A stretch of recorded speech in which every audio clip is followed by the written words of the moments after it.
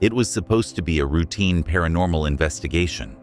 Just 2 guys, a cemetery, and some spirit box sessions in the freezing cold. But when you're alone on a dirt road at 1:30 a.m., the dead aren't the only things you need to worry about. So, what happened?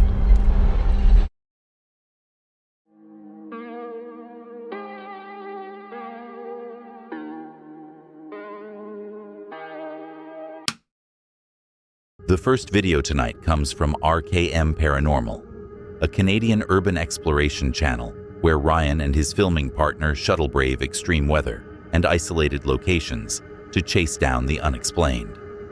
They're the kind of guys who think -5 degrees is perfect ghost hunting weather. The footage exists, so here we are. It's December 18th, 2020, Ontario, Canada. Check in with you guys and give you an update. If anything happens, I'll start rolling the camera, try to get something on camera. Peace.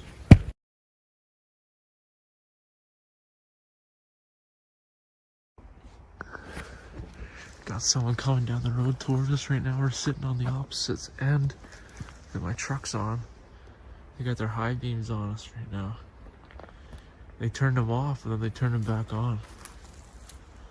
Now they're just sitting down there.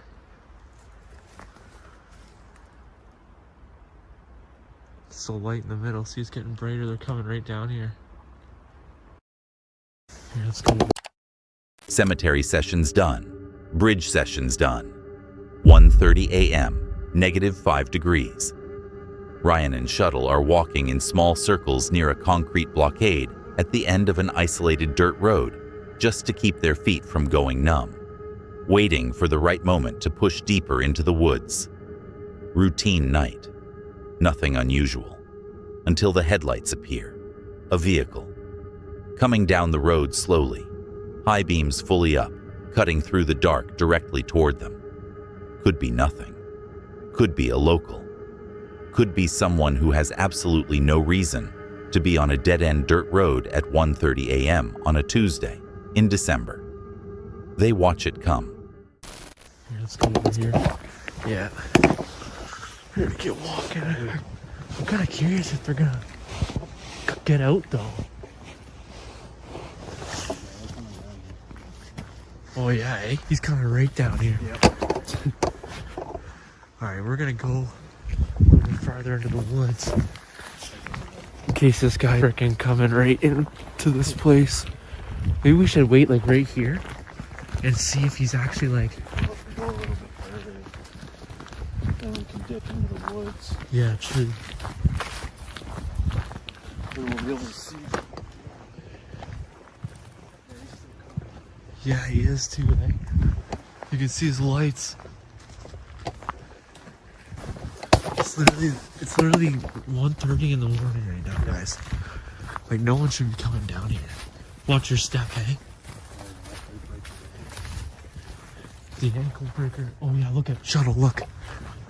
Look. They're right here, dude. Yo. Shuttle, way up. See if they get out.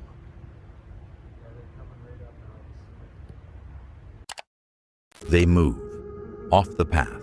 Over the terrain. Deep into the trees. Whispering. Keeping eyes on the vehicle from the dark. Ryan notes out loud how incredibly sketchy this is, which is the understatement of the night. Then the thought hits Ryan. What if the car didn't come alone? What if they dropped people off further back? To come through the trees from the other side. They can't stay hidden forever. They make a break for the truck. They get out. Safe, shaken, frozen. And then, because these are exactly the kind of people they are, they drive back to the cemetery at 3 a.m. to finish the investigation. No ordinary civilian had any reason to be on that road. They know that. They go back anyway. The high beams, the deliberate flashes, the engine cut in total silence, and the question that doesn't go away. Was anyone already in the trees? That was way too close. A storm-lashed estate in Lancashire doesn't sound like the ideal place to spend Halloween. Historic hall, dark grounds, motion sensors in the shadows. But when the dead start talking back, you realize the weather might be the least of your worries. This is what he found. The second video tonight comes from Leon, a UK outdoor survival channel that blends proper camp cooking with overnight paranormal vigils at haunted locations. Think beef bulgogi meets disembodied whispers. The kind of channel where a massive storm is just atmosphere. Let's jump into it. It's October 31st, 2025 at Samlesbury Hall in Lancashire, England. What are you expecting tonight? Well, the grounds itself, I believe, of up to 13 ghosts, maybe more. So we have she may be behind here watching them by now. Yeah. She will be entering the property at some point. So I hope I get to meet her. Yeah. and just above us here, this is where a priest lost his head. They literally cut his head off in the room. So he's wandering about the grounds as well. Yeah. And we've also got soldiers. We've got soldiers, we've got, I believe, 3 witches And the witches. Yeah, and I believe there's an actual carriage you might be in. So Is it? yes, right. So there's that as well. So they say. We're here to buy now. Leon and his team arrive for a Halloween special, securing rare permission to camp overnight on the dark grounds. Storm Amy is battering the region with heavy winds and torrential rain as they pitch tents on the old tennis courts. After cooking burgers and chicken curry to brace against the elements, they activate Ghost Tube and set out motion-activated spirit balls. The app immediately pushes out strange terms like enemy, mirroring anomalous phrases captured by past American investigators at this exact site. What the hell was that noise then?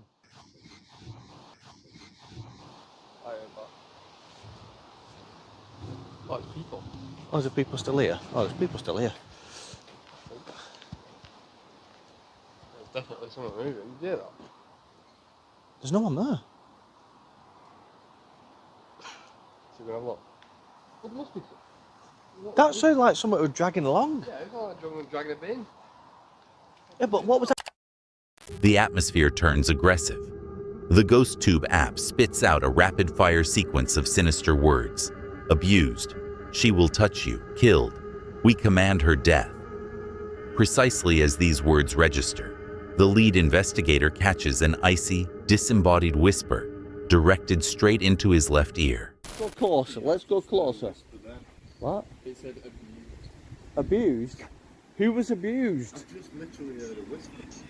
She will touch you. No. Please, touch Anthony. Please. Killed. Did you hear a whisper? What? She will touch you. Killed. No. I swear down, this is what he's saying. We are not here to kill people. This hasn't gone off. We command it. No, we do not Command kill. her death. That's what. We command her death. No. Dad, shush. I've literally just heard you whisper here. A spirit ball placed in a highly sheltered, dead calm corner of the courtyard is suddenly interacted with by an unseen force. The internal light system activates and flashes brightly, despite the total absence of wind in that specific pocket of the grounds. No, it wasn't. Oh my god, we had that so good as well. We've not had it on. There's Oh no my way. god. No one's I gonna can't- believe us. I know. No one's gonna. I'm gonna put this. Sorry guys. I thought I had the YouTube version on, and I at YouTube GoPro. We haven't had it on. We've had this on twice. No, Oh, it's the not gonna priest, do the it now, is Catholic it? priest. I know you're with us. You have done this twice already. How did they catch you? Did they behead you? Did they find you? I thought I pressed that on. Why are you here? I want to know about you. I want to know everything about you. I am intrigued on what's gone on in the past. Standing completely alone by a stone monument, the investigator triggers a second massive spirit ball interaction, as he directly pleads with the spirit of a Catholic priest who was historically beheaded on the property to use its energy. The device flashes instantly right before his eyes. The investigation reaches a tense climax following the double activation of the spirit balls. Extreme frustration hits when they realize the action camera had glitched to a black screen, failing to cleanly record the second physical flash. However, the energy on the grounds shifts heavily. Moving closer to the main structure, the team is suddenly hit by a powerful localized stench of rotting wood bleeding into the open air. The Spirit app cuts through the dark one final time, outputting the bedroom and bloody. Raising a high-powered flashlight to the upper level, the team illuminates an eerie cross built directly into the frame of an attic window, marking the exact room where history states the priest was hunted down and brutally beheaded. The night leaves behind a chilling confirmation of the hall's violent past, caught entirely live in the elements. I think I'll be sleeping with the lights on tonight. What makes someone blow an Aztec death whistle in the middle of a haunted forest at midnight? For Rick and Lucas, it's just another Tuesday. But when the woods start growling back, you have to wonder if some doors are better left unopened. You need to see what happened next. The third video tonight comes from Rick's Adventures, a UK paranormal channel where Richard and Lucas do raw, boots-on-the-ground investigations of notoriously haunted woodlands and abandoned structures. It's April 21st, 2026. They use traditional ghost hunting tech and environmental provocation to capture supernatural activity. The kind of guys who hear, "We are watching you all," and decide to stay another hour. He made it out with the footage. Welcome back to Rick's Adventures, everyone. Thank you for joining me. We are back in Judy Woods part 2. This video will follow on straight from the other one. And tonight we've got better weather. The Storm David's passed, and we are going to carry on our paranormal research and try and make contact with Judy North, the Headless Horseman, Captain Beavers, or any other lost souls that resides within these woods. So without further ado, let's get straight into it. Is there any spirits here with us today? My name's Richard. I've come back again to meet with you. Hopefully you will get to know us a bit more and you'll be happier to come and make contact with us. We mean you no harm. I'm with Lucas. Can you come and affect one of us? Can you come and show yourself on our devices? So what I'm going to do straight away, guys, is I'm going to set up some cat balls as usual on this bridge, and I'll see if we can get any activity with them. It's not windy at all, so if there's any movement with them, I know it's been interacted with by something else. Back in Judy Woods, follow-up investigation after a recent storm. Richard and Lucas set up on an isolated footbridge, cat balls deployed, EMF meters running, calling out to local spirits into a woodland that is completely still, completely windless, and immediately deeply uncomfortable. Come show yourself, please. My name's Richard, this is Lucas, we mean you no harm. EMF meter's going off.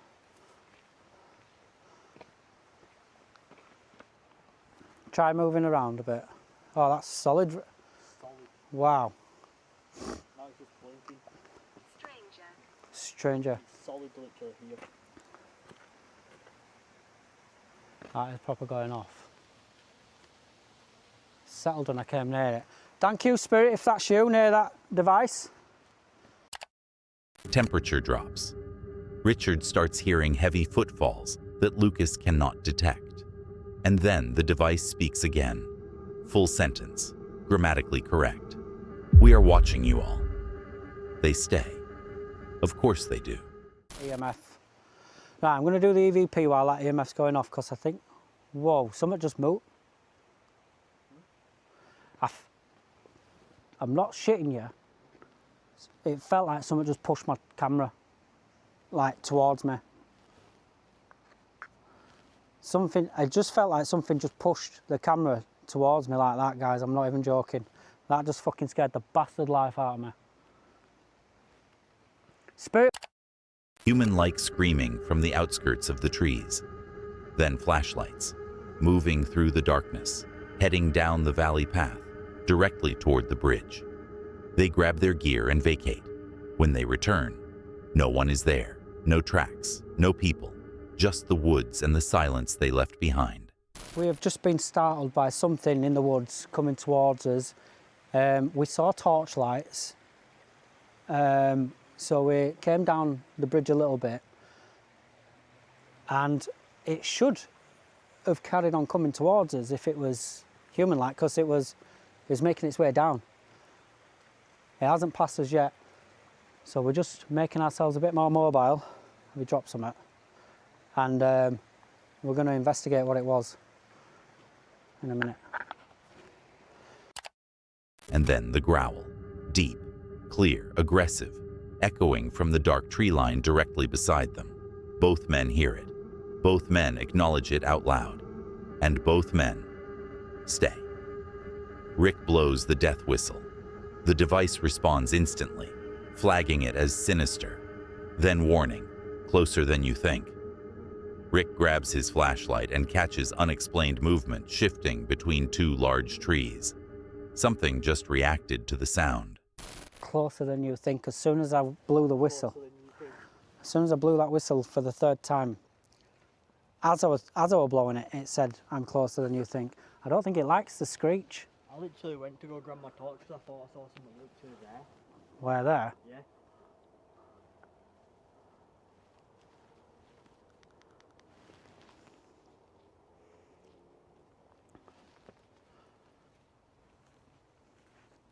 So by blowing the death whistle, we believe, as paranormal investigators, that anything that's already deceased is going to think that something's about to die or is dying or getting attacked. And then the device starts swearing. Explicit. Hostile. Words the machine has apparently never produced before in its entire operational history. And the sounds, whatever is generating them, begin projecting from two completely opposite directions at once. The woods are doing something that shouldn't be possible. They navigate out. Shorter route. Spotlights tracking the tree line the entire way. The EMF spikes knew Lucas's eye color. The camera got pushed. The death whistle got a response. And something in those trees used language it had no business knowing. But honestly, I'm not sure I'd have stayed past that first growl.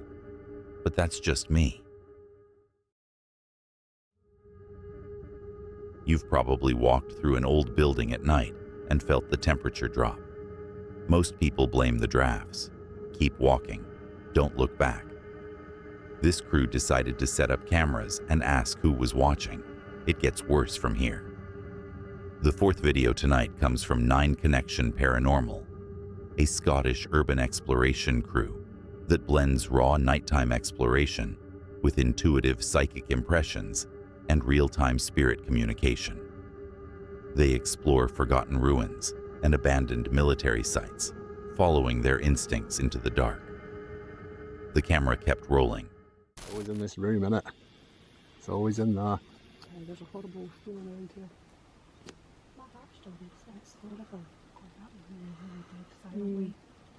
My battery's just died on this. That was a brand new battery I put in this. On your camera? Yeah, it's just died. Something's draining you. Yeah. Well, I got like a heavy feeling when I was coming down. Yeah, somebody's... Did you hear that? There was a noise came from inside there again. Yeah, I did. I did hear it. Can we all stand dead quiet for a couple of minutes? Would you mind just to hear? I just want to hear if that noise comes back. I'll put lights off. My phone will probably go off and freakies on.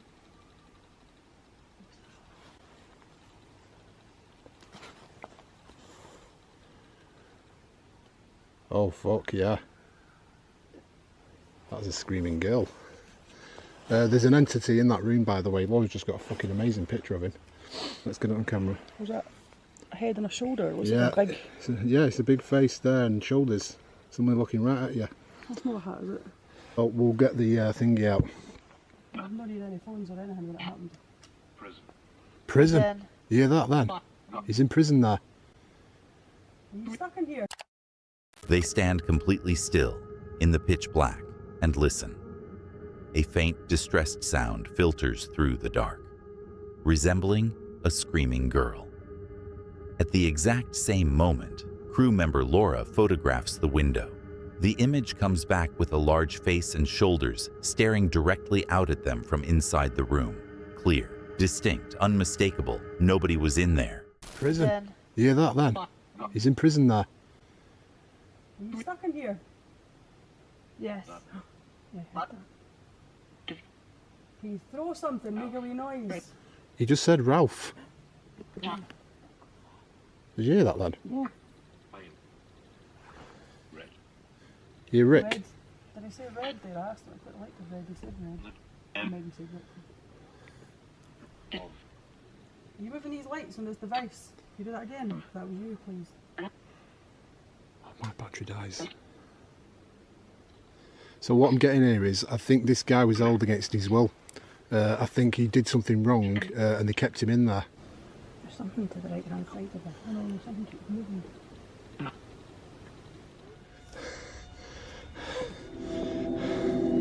No, it hasn't come fully back on, it's just come on a little bit. That's us back at the camp. What a night. That was mental. They ask for a name. Ralph. And then Ralph starts moving the lights on their monitoring equipment. Physically. Deliberately. Playing with the gear like he knows exactly what it does. Then the battery dies entirely. The room goes dark. The session ends on Ralph's terms. The lead investigator concludes that Ralph is still in there, trapped, unable to leave. The crew packs up their gear quietly and walks back to base camp without saying much. Battery drained at the door, screaming girl in the dark, a face in the window that shouldn't exist, and a name that answered back and then turned the lights off. How do you sleep knowing something might still be in that room? 6:42 p.m. Two friends pack their gear and head back toward a 14th century ruin. The sun is long gone. The castle is black against the sky. They think they have enough time to get in, look around, and get back to camp. But darkness has a way of speeding up when you're somewhere you shouldn't be. Let's see what happened. The fifth video tonight comes from Roam Outdoors, a UK adventure channel run by two childhood friends, James and Ross. They explore local trails, wild camping spots, and historical ruins around Wales with authentic, unscripted camaraderie. The kind of mates who will mock you for being scared, right up until they're both running. This is what came back. It's December 16th, 2024. Candleston Castle, Merthyr Mawr, South Wales. I'll do it for you. Let's go. Right, we are heading back to the castle begrudgingly. I really don't want to do this, but I'll just go and give you a sort of visual of what I can actually see. It's pitch black. So yeah, this is my view. I got a torch, Ross got a head torch, and yeah, this is going to be horrendous. Right, we're outside the castle. I can't believe I'm doing this. We're going to go in. Yeah, let's just go in. There's nothing more to say. Let's just go in. I'll go first, or want me to go first? Yeah, you can go first. No, do you know what? I'll go first. Yeah. Okay. What are we doing? Right, let's hope you can see.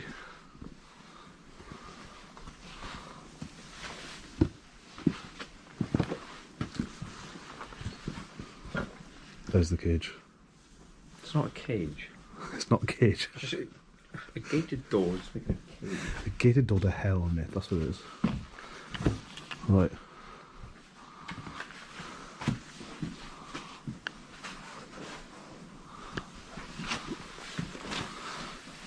horrific. Let's go around here. That's not bad.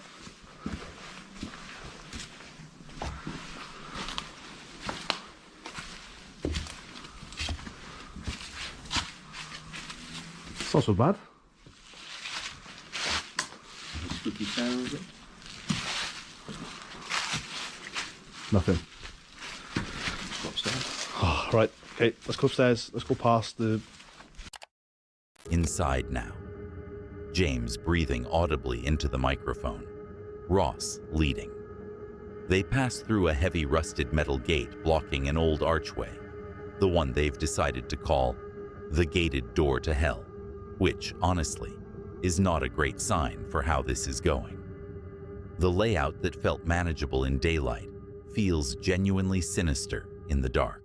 Right, okay, let's go upstairs. Let's go past the room of doom.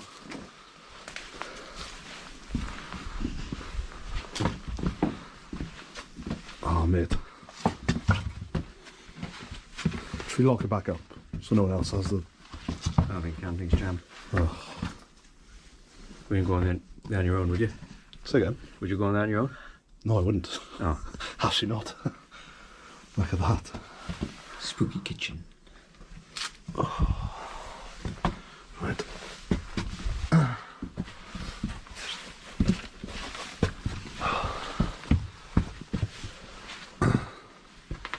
Oh my god. I don't like this.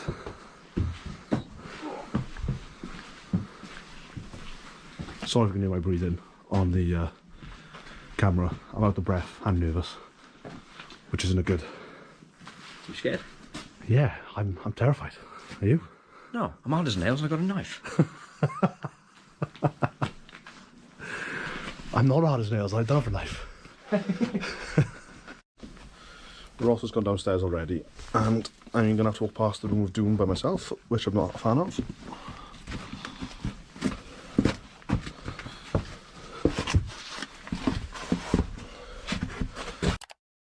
Then the bang, sharp, loud, echoing through ancient masonry directly above them. James brakes completely. No, no, no, that's horrendous, horrendous, go, go, go, go, go. And both men are running, camera tilting, feet hitting stone, fleeing blindly into the trees like the castle itself told them to leave. Back at camp, adrenaline still going. The debate starts immediately. Ross, it's 600-year-old brickwork. A piece of stone fell naturally. James, the structure was completely silent all day, not a single sound, until the exact moment they stood inside it, in the dark. The bang that waited all day, the debate that had no winner, and two grown men sleeping with a field knife because the alternative was thinking about what actually made that sound. But honestly, go, go, go is going to stay with me. That was pure instinct. No acting, just run. He's halfway through setting up a tarp shelter when the first light appears, just past the tree line. Massive, hovering, the kind of thing that makes you stop tightening knots and start questioning every decision that led you to this forest. But he keeps building. Let's get into it. The sixth and final video tonight comes from Exploring Paranormal with Stevie, a UK channel blending bushcraft, solo stealth camping, and paranormal stakes. The creator sets up primitive tarp shelters to spend the night directly inside active paranormal zones or alleged UFO hotspots. The kind of guy who builds a lean-to under a known abduction flight path and calls it research. He made it out with the footage. It's March 16th, 2019. Secluded Woodland, United Kingdom. Well, base camp is fully set up. There's me and another researcher, Gilla. We're basically here, if you can see behind me, there is base camp. It is all set up. I'll show you on base camp in a minute. I'm making everything set up. There's the top action. This is where we'll be spending the night. This is the kind of sleeping that we do inside of here. I don't know if you can see this, but inside of here we have all the hammock and everything set up. Let's have a look. Yeah, so you can see inside of there. There you go. That's where we sleep, inside one of those. And basically, we sleep next to the site that we work on here. So now, it's just a case of waiting for night time.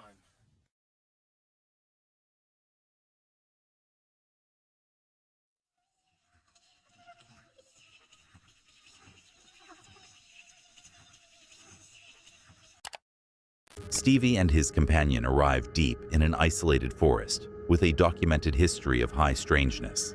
Hundreds of reported UFO sightings, alleged abductions, the kind of location that has its own Wikipedia entry for the wrong reasons. Their plan is to build a primitive tarp and log shelter and sleep directly inside the active site, completely exposed, by choice. Right, we're in the woods and this strange light has appeared in some reference. I don't know if I can show you in reference to where we are. This light is huge. Right, you can see probably trees and stuff. This thing, not sure what the hell it is, but it appeared. See that bright light there? UFO.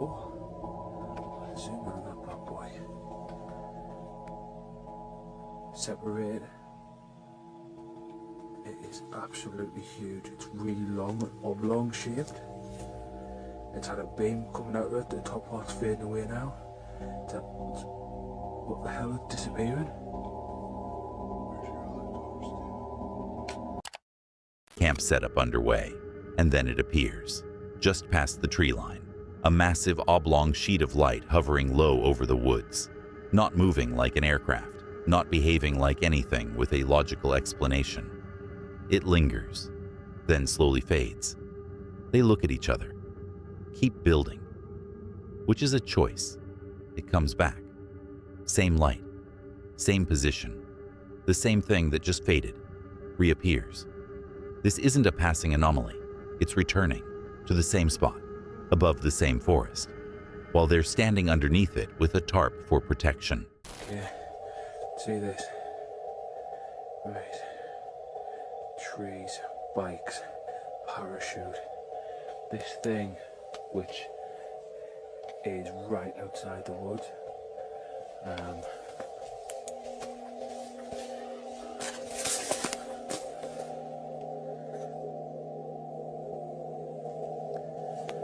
can see that there.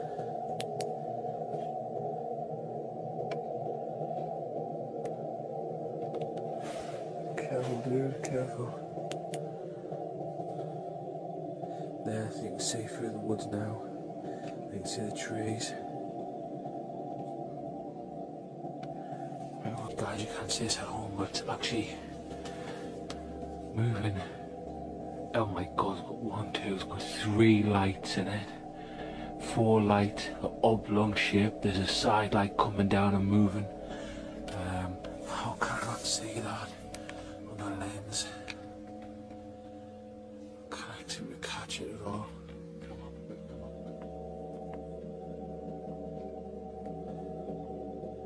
It's not powerful enough, I can't see it.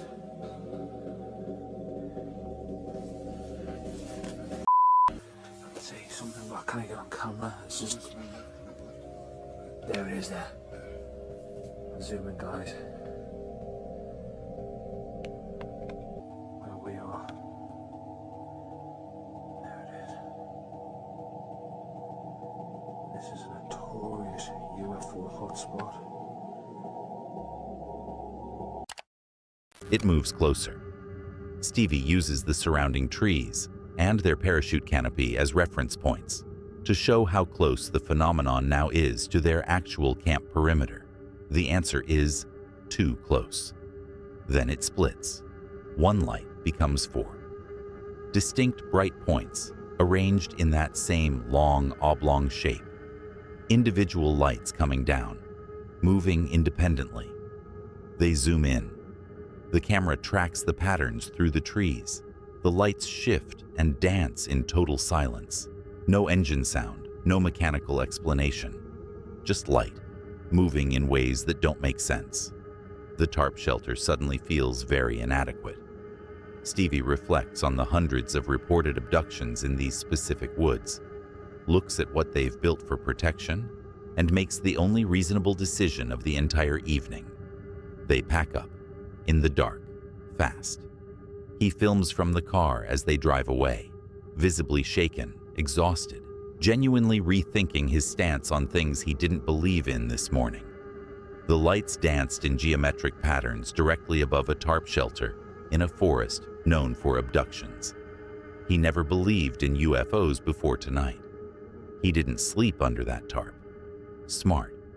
But honestly, yeah, I'm good on UFO hotspots for a while. That's it for tonight. If you watched all the way to the end, you're either very brave or you made some questionable life choices. Either way, like and subscribe, hit the bell, and click one of the videos on screen. I'll be back soon with more reasons to stay indoors. See you then. And if you made it this far, there was a hidden word somewhere in tonight's video. Drop it in the comments if you caught it.